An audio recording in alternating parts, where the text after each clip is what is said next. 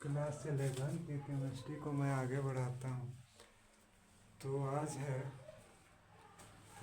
Photo electric effect, प्रकाश विद्युत प्रभाव। क्या है प्रकाश विद्युत प्रभाव?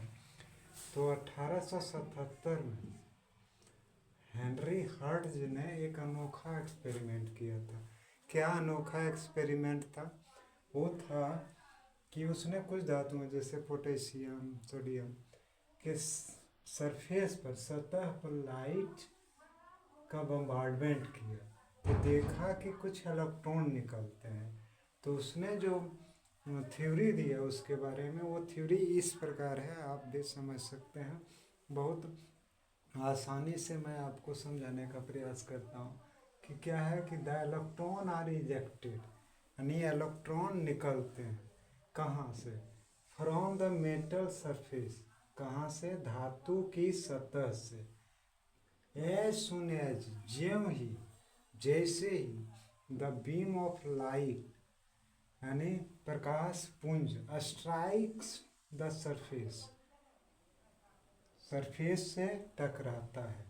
यानी इसको समझिए कि जब किसी धातु की सतह से प्रकाश की पुंज टकराती है ना, तो इलेक्ट्रॉन उससे निकलते हैं।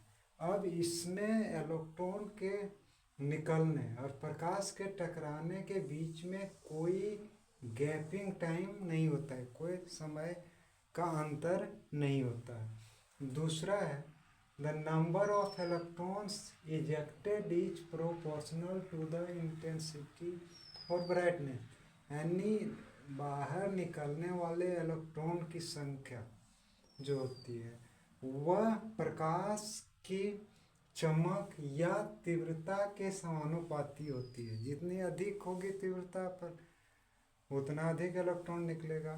और तीसरा जो है कि फॉर ईच मेटल, हर एक धातु से एक जैसा नहीं हो सकता है, इसलिए हर एक धातु से, अलग अलग धातुओं से there is a characteristic minimum frequency, एक अभिलाक्षणिक न्यूनतम आवृत्ति जिसको V0 कहते हैं, थ्रेशोल्ड फ्रीक्वेंसी या देहली आवृत्ति कहते हैं, उससे बिलो, उसके नीचे, जिसको हम V0 कहते हैं या देहली आवृत्ति या थ्रेशोल्ड फ्रीक्वेंसी कहते हैं, उसके नीचे अगर उसकी फ्रीक्वेंसी होगी तब फिर आपको फोटो इलेक्ट्रिक इफेक्ट दिखाई नहीं पड़ेगा।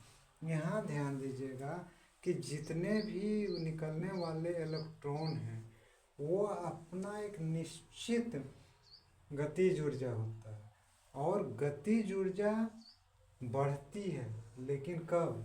फ्रीक्वेंसी ऑफ लाइट जो यूज किया गया है, जो फ्रीक्वेंसी ऑफ लाइट है, अगर वो बढ़ेगा तो काइनेटिक एनर्जी भी आपकी बढ़ेगी। मैं आपको पॉइंट बाय पॉइंट समझाने का प्रयास कर रहा हूँ ताकि केमिस्ट्री आपके लिए आसान मिले। प्लीज़ लाइक और सब्सक्राइब कीजिए।